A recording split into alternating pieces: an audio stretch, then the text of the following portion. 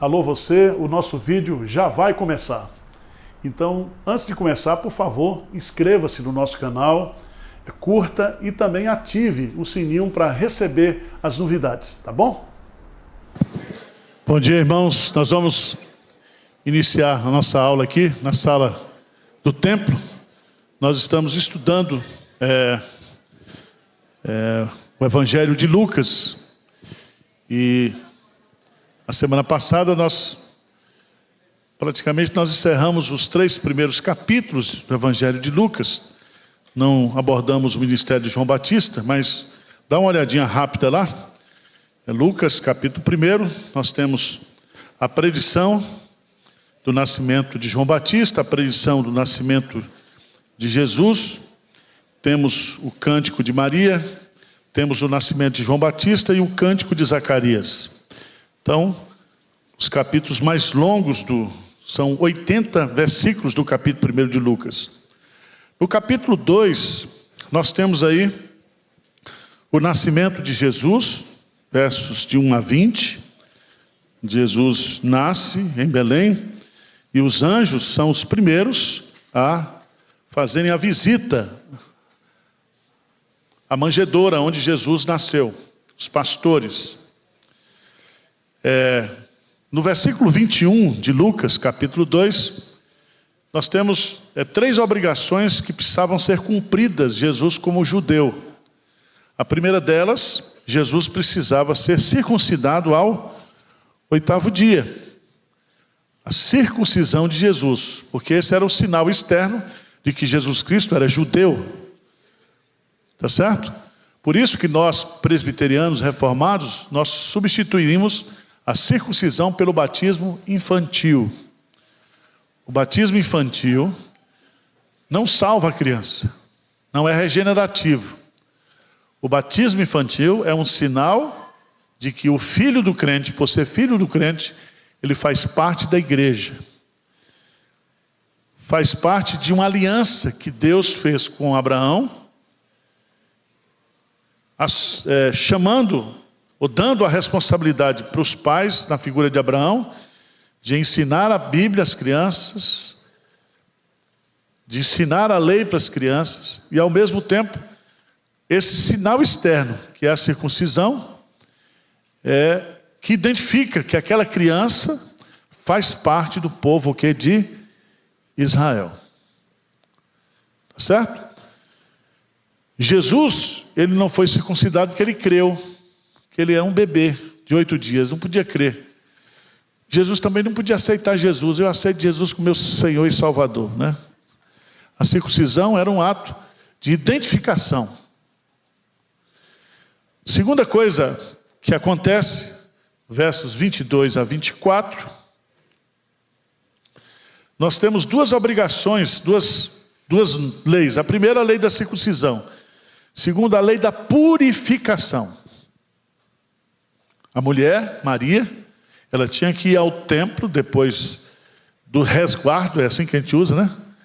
Para cumprir a obrigação de ser purificada, de ser declarada purificada. E a terceira coisa que é cumprida aqui é a questão de que Jesus Cristo, ele era o filho primogênito. E todo primogênito deveria ser consagrado ao Senhor. Se fosse menino, o prazo era de 40 dias. Se fosse menina, 80 dias. Veja como as mulheres sofrem, né? Mas era assim, está lá em Levítico. O primogênito, sendo homem, ao 40º dia deveria ser apresentado para o sacerdote. A menina, sendo a primogênita, 80 dias. Me pergunta por quê? Não sei. Deus não explicou. Está lá na lei. Veja que no versículo 23, aí de Lucas 2, conforme o que está escrito na lei do Senhor. Todo primogênito ao Senhor será o quê? Consagrado. Não era só gente, não, era bicho também. Boi, novilha, cabrito. Sendo primogênito, deveria ser o quê? consagrado ao Senhor. Veja que no versículo 24, o sacrifício que foi oferecido foi um sacrifício de pobre, porque José e Maria eram pobres. Pobre não tinha novilho para matar. Pobre não tinha cabrito, tinha 2 pombas, 2 rolinhas, ou 2 o quê? Pombinhos, oferta de pobre. Tá certo? Agora, no capítulo 2, 25 até 35, nós temos o quê? O cântico de Simeão. Simeão, ele era um crente. Diz o texto no versículo 25, que ele era um homem justo, piedoso, que estava aguardando a consolação de Israel. O que era aguardar a consolação de Israel? Versículo 25. Ele estava aguardando que o Messias, o quê? Nascesse. E diz o texto sagrado, veja aí, que o Espírito Santo estava sobre ele, sobre Simeão.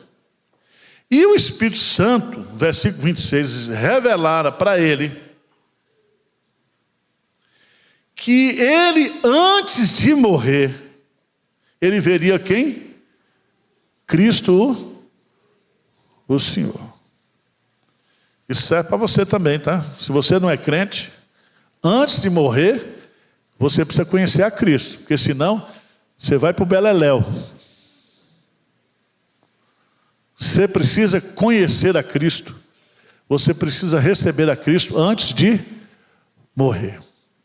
E é tão interessante, porque impelido pelo Espírito Santo, diz aí no texto, versículo 27, movido pelo Espírito Santo, ele foi ao templo. Essas coincidências, né? Ele foi ao templo justamente quando Maria e José estavam ali, cumprindo os compromissos da lei. E quando os pais trouxeram o menino Jesus para fazerem com ele o que a lei estava ordenada, o que Simeão fez? Simeão o tomou nos braços e louvou a quê? A Deus, dizendo. Então ele louva a Deus.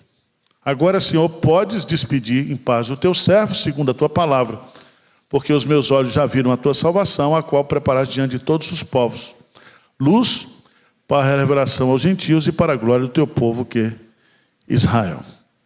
Aí a mãe estava ali, junto com o menino, e Simeão abençoa e diz a Maria, mãe do menino. Isso não é coisa para dizer para a mãe, mas ele disse. Não disse para o pai, disse para quem? Para a mãe. Eis que esse menino está destinado tanto para a ruína como para o quê? Levantamento de muitos de Israel. Uns vão aceitá-lo e outros vão o quê? Rejeitá-lo. Muitos receberão a vida eterna, muitos receberão o quê? A condenação eterna.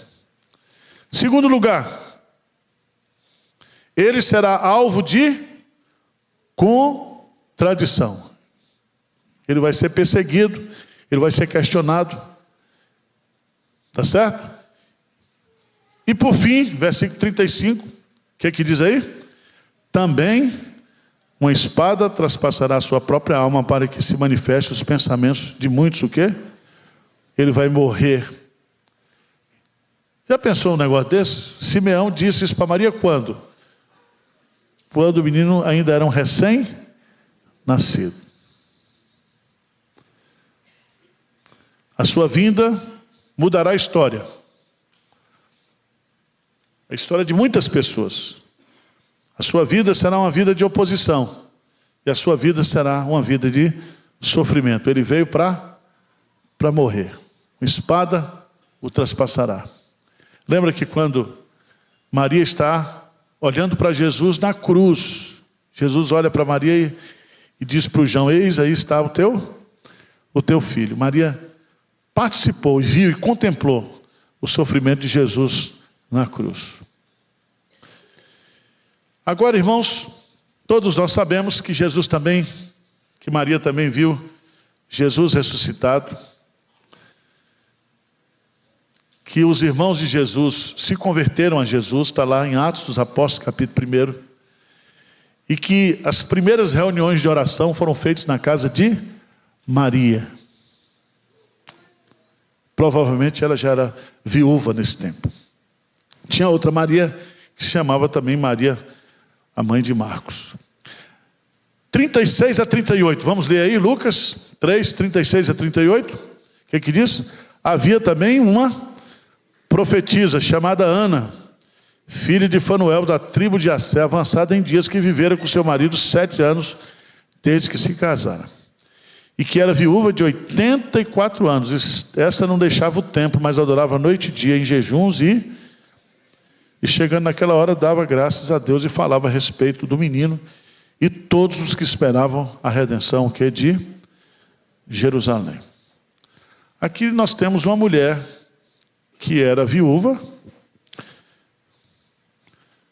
uma viúva, vou chamar de velha não, né? Idosa. Uma viúva fiel, que não se casou, porque havia uma lei em Israel. Hoje essa lei não está muito em vigor, não. Como diz a irmã aqui, quando o marido morre, vira a página. Mas lá em Israel tinha aquelas viúvas que quando ficava viúva não casava mais de novo, não. Ela ficou viúva, 7 anos de casamento, ela ficou viúva. O que ela fez? Não casou mais. Essa cultura também se repete lá na Coreia. Porque eles entendem que casamento é um só. Essa semana eu estava vendo a biografia de uma mulher nos Estados Unidos, que ela estava no 19º casamento. Pensa numa mulher abençoada. 19º casamento. Ana não. Ela estava servindo a Deus no templo, com oração, com jejuns. Não era uma viúva amargurada, né? Ficou viúva, depois de 7 anos de casado. Estava curtindo o seu luto, mas o luto, a dor da perda, diz o versículo 37, que ela não deixava o templo, mas adorava noite e dia, em jejuns e, o quê? Orações. Então, irmãos, as tristezas da vida, né?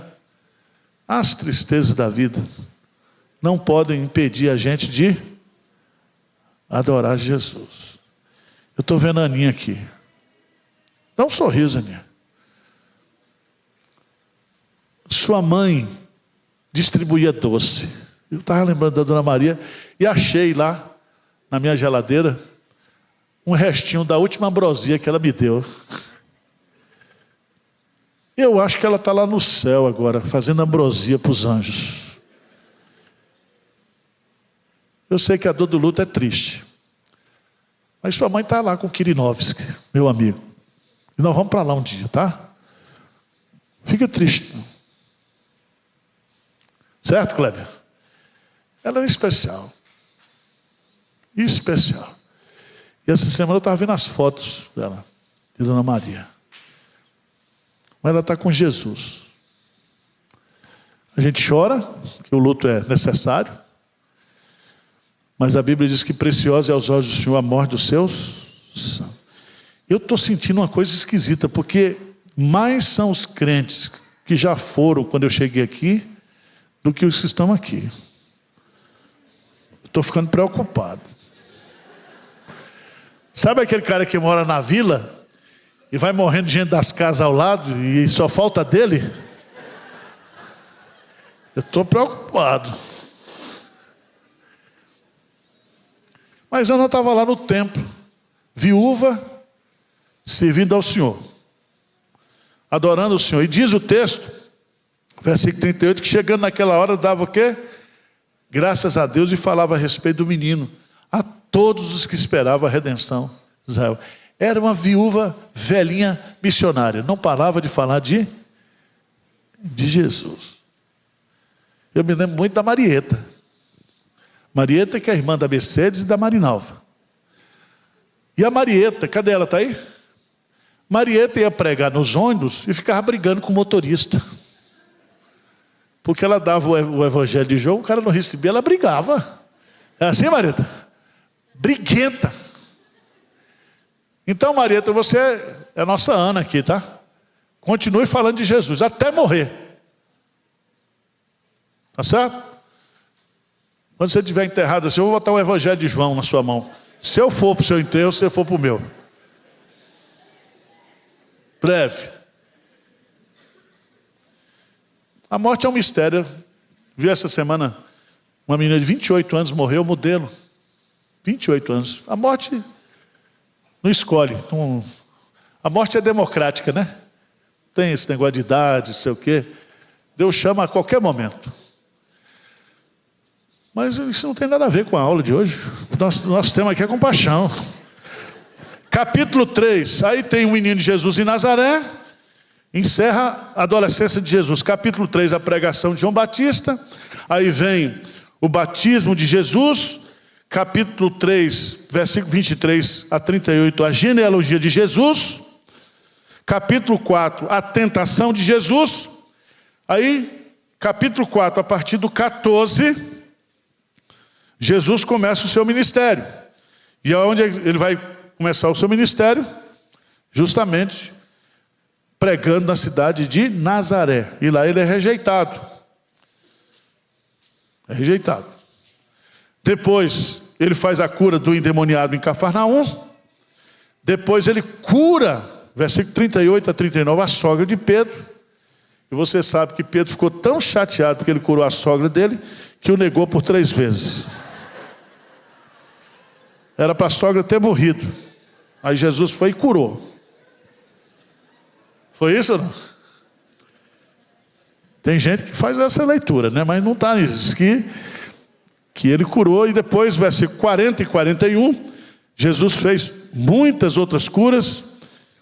E depois Jesus vai para o deserto. Capítulo 5, aí começa o ministério de Jesus, a pesca maravilhosa, o chamado de Pedro, dos apóstolos. Depois a cura de um leproso. E vai, capítulo 6, nós temos uma síntese do Sermão do Monte. São os princípios de Jesus do reino. Lá em Mateus é capítulo 5, 6 e 7. Em Lucas, somente o capítulo quê? 6. No capítulo 7, é onde que eu quero chegar, nós vamos trabalhar a questão da compaixão. A compaixão de Jesus. Alguém já disse que a maior crise que nós enfrentamos hoje no mundo é a ausência de compaixão. Martin Luther King diz: ao longo do caminho da história, uma das maiores tragédias do homem tem sido o seu limitado interesse pelo próximo. O que é compaixão? Eu já expliquei aqui no culto. O que é compaixão? Compaixão é uma palavra que significa sofrer com o outro, ou ter simpatia ou empatia com a dor do outro. A expressão é compadecer-se, colocar-se no lugar do outro. No grego, a palavra compaixão está ligada à afeição interior, a um sentimento que está nas nossas entranhas. É sentir realmente nas entranhas compaixão, misericórdia. E é tão interessante, porque a compaixão, à luz do Evangelho, é a motivação missionária da igreja. Jesus, ele é o nosso modelo de compaixão. Vamos abrir a Bíblia lá, por favor, em Hebreus, capítulo 4, versículo 15. Hebreus 4, 15. O que diz lá?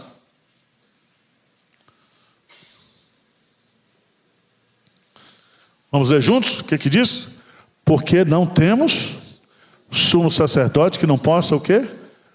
Compadecer-se das nossas fraquezas. Antes foi ele tentado em todas as coisas, a nossa semelhança, mas sem o quê? Pecado. Ou seja, é impossível que Jesus não possa compadecer-se do seu sofrimento. Tudo que você sente de sofrimento, Jesus o quê? Sente. Então, quando você está em crise, você diz, Deus não se importa comigo, Deus não está nem aí para mim. Para de besteira. Ele sente. Ele sente. Quando Jesus, ele perdeu o seu amigo, e Marta e Maria vieram ao encontro dele, diz que Jesus o quê? Chorou. Chorou. É Deus chorando, Deus chora. E Deus diz que Ele recolhe a lágrima de todo crente num odre. Ou seja, Deus valoriza a nossa dor, o nosso sofrimento. Mas há uma promessa também que no céu Ele vai enxugar dos nossos olhos todo o quê? Então Ele vai acabar definitivamente com o choro. Só vai ter alegria. Por isso que o crente que chora muito é bem-aventurado. Bem-aventurados os que choram, porque serão consolados. Mas choram pelos motivos certos. Chora pelos seus pecados, chora pelos pecados dos outros, chora pelas necessidades dos outros. Mas que é aqueles que choram, porque chora só egoisticamente, esse nem vai para o céu.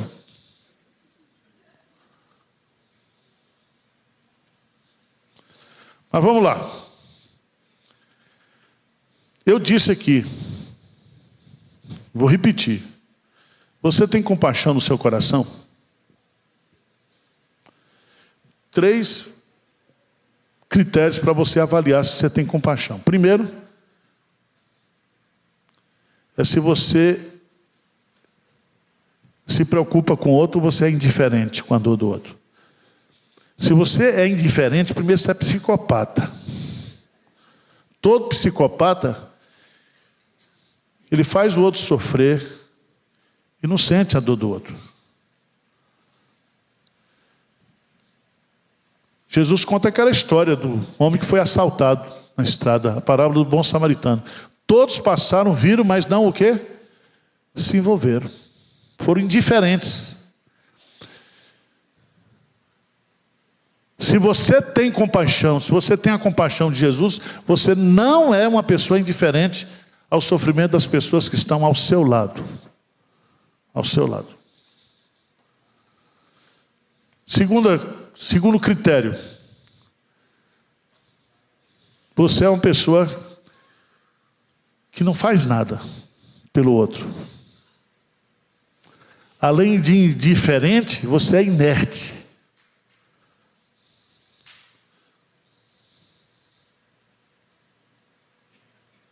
Sabia disso? Sabe aquele sujeito que vê tudo, mas não faz nada? Conhece gente assim? Você. Você vê tudo, mas não sente e não faz nada. A igreja está cheia de gente assim. Tive fome, tive sede, estava doente, não fomos visitar, estava preso, não fosse visitar. Estava sem roupa, você não me deu roupa. Estava com frio, você não me deu veste.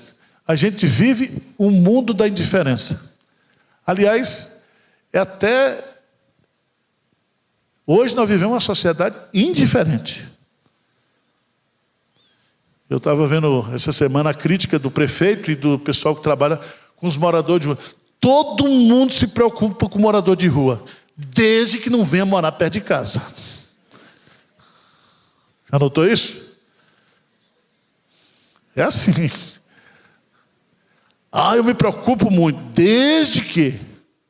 Não, meu irmão. Tem desde que? Quem tem compaixão, faz. Compaixão não é um sentimento. Compaixão é ação. Terceiro lugar. Toda pessoa que não tem compaixão, ela é uma pessoa crítica. Ela é crítica porque não recebe compaixão. Ela é crítica porque a igreja não tem compaixão. Ela é crítica porque ela é doente. Todo crítico é doente. A Bíblia fala que a esperança que se adia faz adoecer o coração. Então todo crítico é um frustrado. Ele cobra do outro o que ele não dá para ninguém. Jesus viveu debaixo de crítica. Onde Jesus chegava? Jesus ia para o templo, tinha crítica de plantão. Jesus ia ensinar na sinagoga, que tinha crítica. Jesus ia ensinar na montanha, tinha crítico. Onde Jesus ia, tinha uma turminha da crítica, para avaliar o que ele dizia, o que ele falava, o que ele sentia. E havia aqueles que eram críticos e que faziam, então, pegadinhas com ele.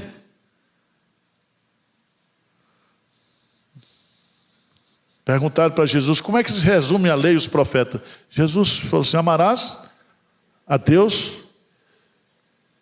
acima de todas as coisas e amarás o próximo como a si mesmo. Aí o cara diz, mas quem é o meu próximo? Aí Jesus conta a parábola do bom samaritano. E a gente sempre pensa que o meu próximo é aquele que precisa de mim, não. O meu próximo sou eu. Eu sou o próximo daquele que está passando o quê? Necessidade. Eu vou explicar isso do culto das 11. Fica aí para você ficar em crise.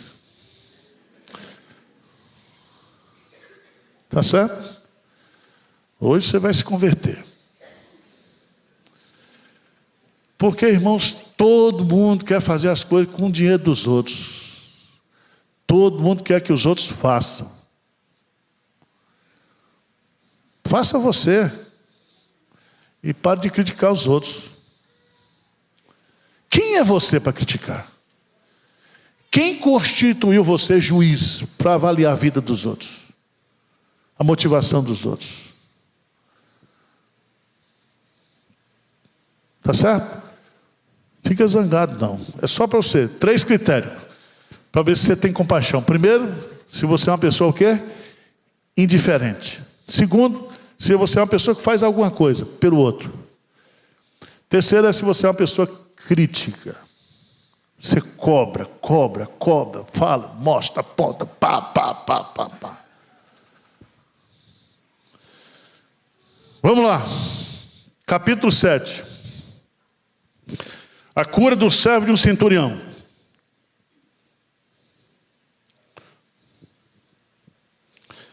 É muito interessante esse texto.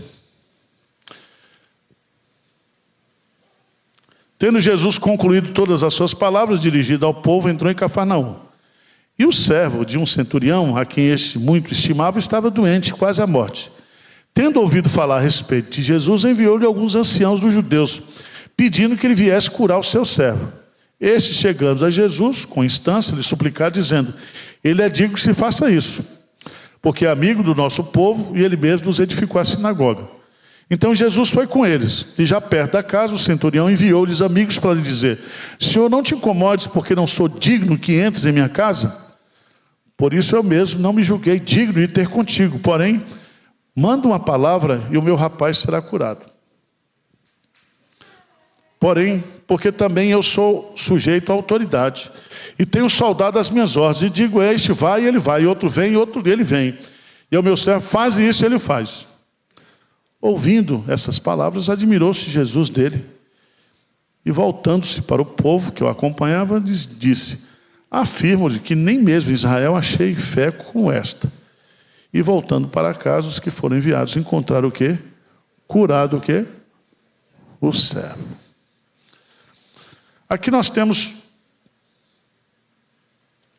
a compaixão de Jesus por um servo doente. Isso aqui é a cura que foi pedida. Veja que esse servo era servo de um centurião. E o que era um centurião? Centurião romano era uma autoridade policial que morava na cidade de Cafarnaum. Ele não era judeu. Ele era um centurião romano. Mas esse centurião romano, ele se fixava lá na cidade de Cafarnaum com a tropa de 100 soldados. E todo centurião deveria ser uma pessoa de ética ilibada e de boa reputação na sociedade. Os judeus lá de Cafarnaum pedem a Jesus que cure o servo do centurião. Não foi o centurião que pediu, não. Foi o servo. Veja aí, por favor, no versículo 3, tendo ouvido falar a respeito de Jesus, enviou-lhes alguns anciãos dos judeus, pedindo que viesse curar o seu servo. E aí foi esses anciãos pedir a Jesus para que Jesus curasse o servo do centurião. Veja os argumentos que são usados. Ele é digno que lhe faça o quê? Isto. Então era uma pessoa boa. Atende ele porque ele é gente boa. Segundo, ele é amigo do nosso povo. E foi ele que construiu o quê? A nossa o quê? Sinagoga. Muda os artistas, mas o enredo é o mesmo, né? Faz o bem para esse homem aí, que esse homem é de bem, ele ajudou a gente. Ele é uma autoridade romana, mas ele não é contra os judeus. E ele, Jesus, ó, construiu a sinagoga. Essa sinagoga que tem em Cafarnaum aqui, foi ele que construiu. Deu uma oferta, ó.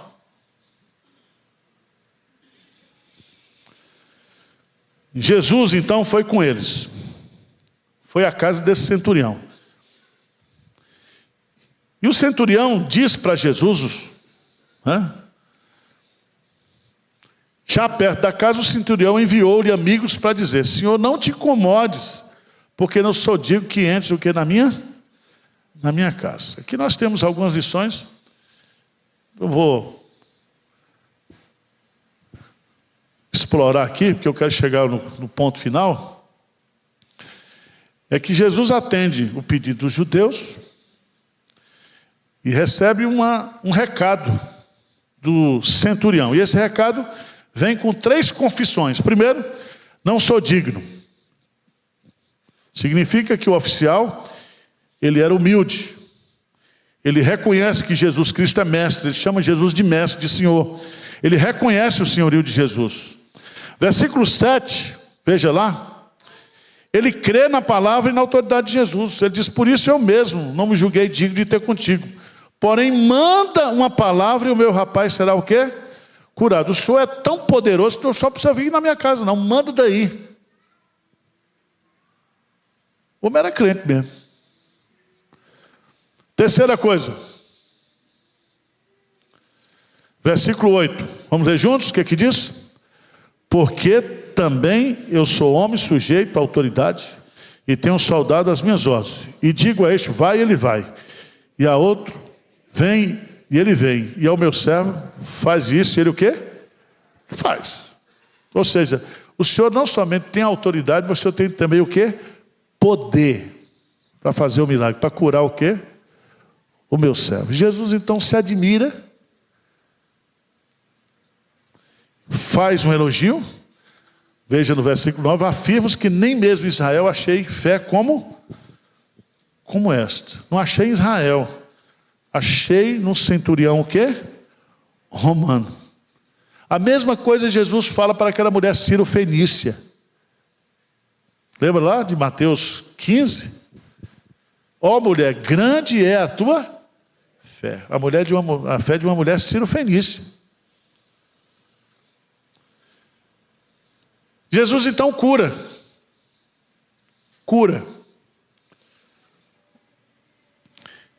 E Jesus então, versículo 9,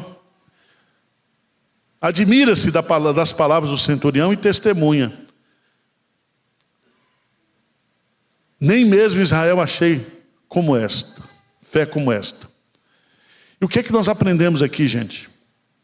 É que a verdadeira fé, ela se fundamenta na pessoa e na palavra de Jesus. É impossível você acreditar em Jesus e não crer na sua palavra. Ele diz assim: eu creio que tu és poderoso e que se o Senhor der uma ordem aí, o meu servo será o quê? Curado. Por que a gente ora a Deus? Pai nosso que está onde? Nos céus.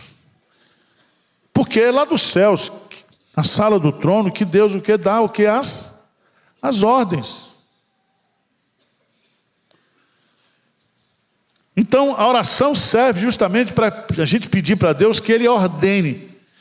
E para que a gente creia que Ele vai ordenar, é porque nós cremos que Ele é poderoso, Ele tem autoridade para ordenar e Ele pode fazer. Ele pode fazer. Veja no versículo 10, o que é que diz? E voltando-se para casa, os que foram enviados, encontraram o servo o quê? Quando foi que aconteceu a cura? Não sei. Quando eles chegaram, aquela comitiva que foi lá encontrar Jesus, foi justamente quando o homem fez essa declaração de fé.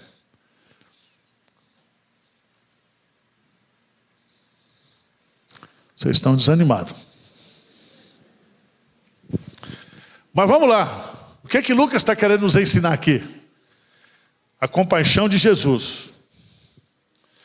Versículo 11.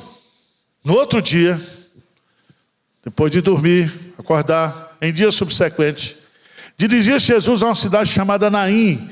Ia com ele os de seus discípulos, numerosa o quê? Multidão. Como se aproximasse da porta da cidade, desde que saiu o enterro do filho único de uma viúva. E grande multidão da cidade ia com ela. Vendo-a, o Senhor compadeceu-se e disse o quê? Não chores. A compaixão de Jesus por uma viúva. Essa cidade de Naim ficava a 40 quilômetros de Cafarnaum. Ele provavelmente chegou na cidade de Cafarnaum ao entardecer. Porque velório bom, defunto bom, a gente enterra 5 horas, não é isso? 16 horas, 17 horas. Não é assim geralmente os enterros, né, no final da tarde? Só quando ao entardecer, ele vai entrando na cidade. Diz o texto que ele foi ali e encontrou aquele funeral, aquele, que é o nome que se dá? Cortejo fúnebre. E a primeira coisa que Jesus vê ali é a viúva. E ele tomado de compaixão. Primeiro porque era o filho único. Se ela era viúva, ela não tinha marido. Pela lei de Israel, o filho único é quem vai cuidar da viúva agora. Agora ela perde o quê? O filho único. Então ela vai ficar sem marido e agora sem alguém para que cuidasse dela. Então Jesus se compadece e ela está chorando, desesperada, porque perdeu o marido e porque perdeu o quê? O filho. Jesus então diz para aquela mulher: não chores. Suas palavras são um consolo para a mãe triste e sem esperança. Segundo, Jesus diz para o defunto. Agora Jesus não diz mais para a mulher. Jesus gosta de conversar com o defunto. Chegando, tocou o esquife e parando os que conduziram, disse a quem? Ao jovem: jovem, eu te mando o quê? Levanta. Então ele disse para a mulher: não chores. Ele diz agora para o defunto o quê? Levanta.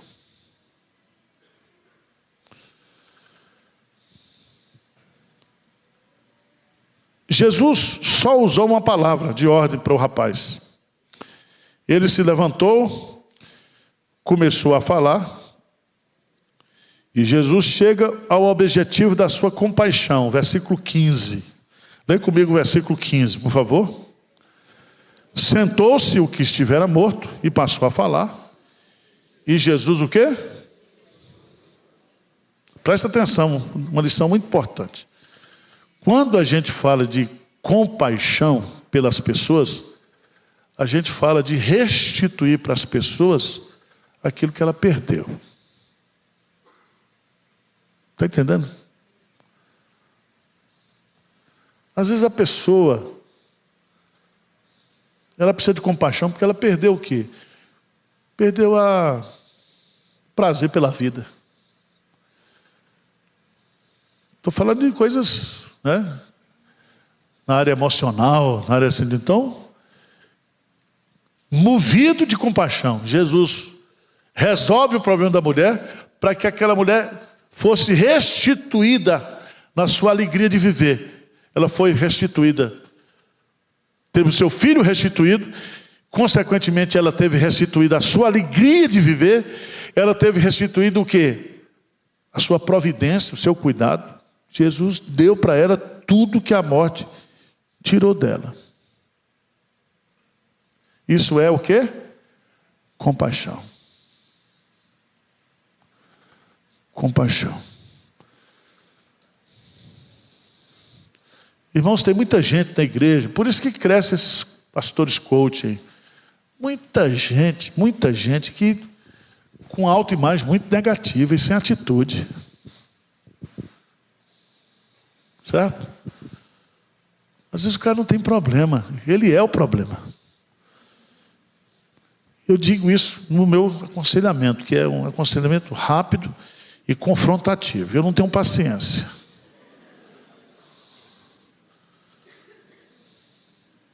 Porque na vida a gente tem duas opções. Ou a gente é aluno, ou a gente é vítima. Se você é vítima, então fica aí se vitimizando. Você é vítima. Ou você entende que o que acontece com você é para o seu o quê? Aprendizado. Você é um aprendiz. O que isso que está acontecendo na minha vida, o que é que Deus quer que eu aprenda com isso? Você é o quê? Um aluno. Veja a vida de Jó. Você lê a vida de Jó. Jó sofreu por 12 anos. Jó perdeu num só dia os filhos todos. Você já pensou um pai e uma mãe enterrar 10 filhos num dia só? Ele perdeu os seus bens, depois ele perdeu a sua saúde. Dizem que Jó teve quase 60 tipos de doença num corpo só. Você tem uma enxaqueca e já quer morrer? Jó teve umas 60. Ele sentou no montudo da cidade, fica raspando a sua pele com um caco de telha. E o pior, foram 3 amigos conversar com ele. E 3 amigos só para fazer teologia da desgraça. A coisa já está ruim. E vão os seus amigos lá conversar com ele para fazer. Você está acontecendo. É pecado, Jó. Tem alguma coisa na sua vida. Você está sofrendo assim, porque você traiu sua mulher, você fez isso, você não deu dízimo. Você está passando por isso. Você já notou que tem gente que gosta de estudar o sofrimento, explicar o sofrimento do outro? O livro de Jó foi escrito, está na Bíblia. Você lê o livro de Jó todinho, do princípio ao fim, e Deus não explica porque Jó sofreu. Por que Jó sofreu? Não tem explicação. Mas Jó sofreu para ensinar 4 lições. Primeiro, Deus quer que Jó conheça o Deus que ele tem. Por isso que ele termina o livro dizendo: eu te conhecia só de ouvir, mas agora os meus olhos o quê? Te veem. Então Jó conheceu, ele aprendeu. Ele aprendeu com o sofrimento. O que significa? Ele foi um aluno. Um aluno. E ele aprendeu que o Deus dele é o Deus que dá. Tudo que a gente tem é Deus que dá. Ele aprendeu também que o Deus que dá é o Deus que tira na hora que ele quiser. Tira marido, tira filho, tira dinheiro, tira emprego, tira tudo, saúde. O Deus que dá é o Deus que tira. O Deus de Jó é o Deus que preserva. Diz para Satanás: pode tirar tudo dele, você só não tira a vida. Porque Deus é o dono da vida. Tá certo? 4ª lição: o Deus de Jó é o Deus que restitui. Porque depois de 12 anos de sofrimento, Deus restituiu a Jó tudo que ele havia o quê? Perdido. Restituiu. Tudo, em dobro. Só não os filhos. Porque filho a gente não perde. Os filhos que a gente tem são de Deus. Quando morre aqui, vai para o Pai Celeste. Mas Deus deu para ele 10 filhos. E as meninas que nasceram eram muito mais bonitas do que as outras. Tá certo? Está lá, Jó 42, lê o livro, gente. Deus restituiu tudo para Jó. Porque é o seguinte, aqueles amigos, você sabe que quando a gente está na boa, os amigos vêm, não vêm? Vem para churrasco, vem não sei o quê. Você é o cara. Quando você está na dureza, todo mundo foge. Fulano é complicado. Mas Deus, quando restitui Jó em tudo. Até aqueles amigos. E os amigos dele só não foram punidos porque ele intercedeu pelos amigos. E Deus restituiu quando ele orava pelos seus amigos. Então, gente, a compaixão de Jesus é uma compaixão que restitui. Amém? Então seja uma pessoa, restitui na vida das pessoas. Deus quer usar você para restituir a alegria de alguém. Certo? Quando a gente fura um poço lá do sertão, restitui a alegria de viver, esperança para aquela turma. Quando você pega aqui uma bolsa no Mackenzie EAD, que o cara estuda, vira outra pessoa. Então seja uma pessoa usada por Deus compassivamente para restituir. Rapidamente, agora vamos para o outro, não nos dá tempo.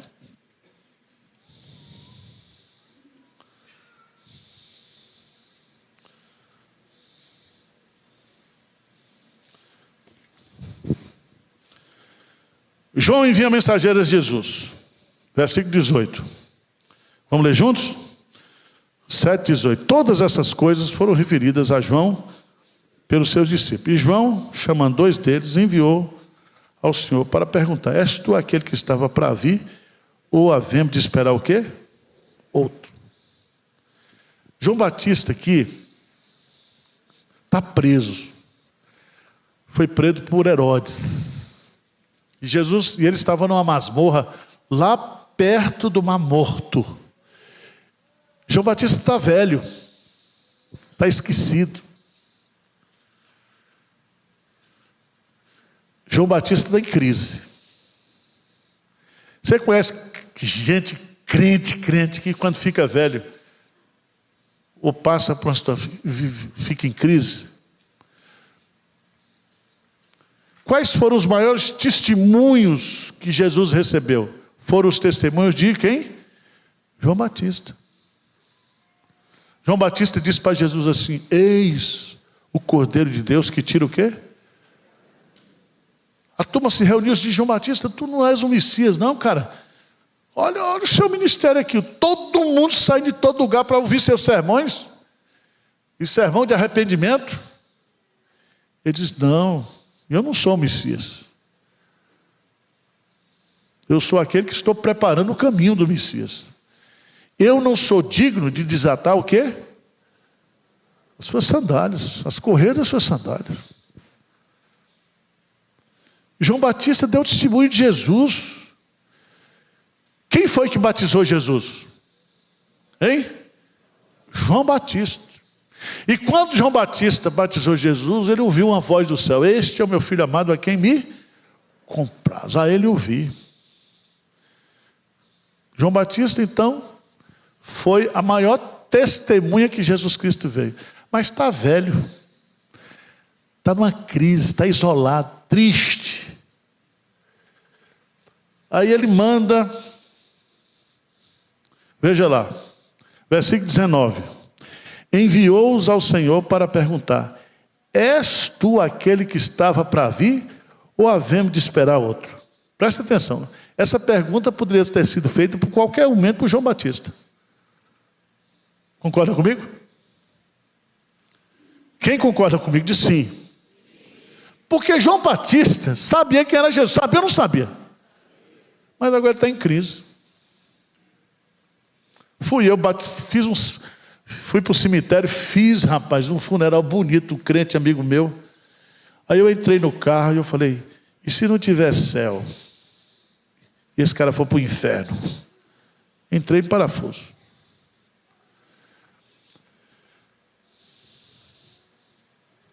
Quem é que não passou por crise na fé aqui? Levanta a mão. Todo mundo passa por crise. João Batista passou por uma crise. Ele desconfiou que Jesus Cristo era o quê? O Messias. O que é que João Batista está precisando, gente? Compaixão, né? João Batista está profetizado lá em Isaías 40, consolai o meu povo. Ele agora está completamente o quê? Desconsolado. Coitadinho. Lembre-se disso, quem já consolou muito, às vezes na igreja está precisando de quê? De consolo. Quem já deu muito, está precisando agora de receber. Qual foi a resposta de Jesus para ele? Versículo 20. Quando os homens chegaram junto dele, disseram: João Batista enviou-nos para te perguntar: és tu aquele que estava para vir ou esperaremos outro? O que Jesus Cristo faz? Hein, gente? Naquela mesma hora, diante daqueles que foram enviados por João Batista, o que Jesus faz? Jesus curou o quê? Muitos de moléstias e de flagelos e de espíritos malignos, e deu vista a muitos o quê? Então Jesus lhe respondeu: ide e anunciai a João o que vistes, e os cegos veem, os coxos andam, os leprosos são purificados, os surdos ouvem, os mortos são ressuscitados, e aos pobres anuncia-se o Evangelho. E aí diz assim: bem-aventurado é aquele que não achar em mim motivo o quê? De tropeço. Vai lá, fala com João que ele continue firme, que eu sou eu mesmo. Eu sou aquele que vou batizar com o Espírito Santo e com fogo. João diz: eu batizo com água, mas virá aquele que é mais poderoso do que eu. Jesus tem compaixão de João ou não tem? Compaixão, porque João estava vivendo um momento que de crise. Depois eu vou continuar dando outros exemplos. Tá certo? Então que você aprenda a ser compassivo, a ter a compaixão de Jesus. Vamos, por favor, ficar de pé e vamos orar.